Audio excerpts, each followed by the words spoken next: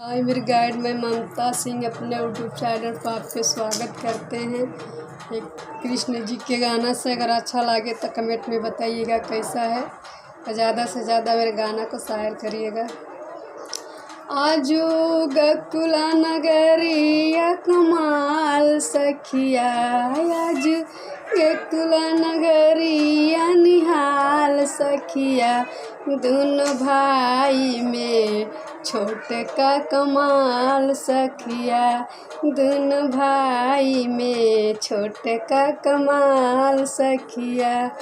सिरवा पर मोर मुकुट ओठ पर बांसुड़िया, सिरवा पर मोर मुकुट ओठ पर बांसुड़िया, बांसुड़ी बजावे कमाल सखिया, बांसुड़ी बजावे कमाल सखिया, दोनों भाई में छोटा का कमाल सखिया, दोनों भाई में छोटे का कमाल सखिया।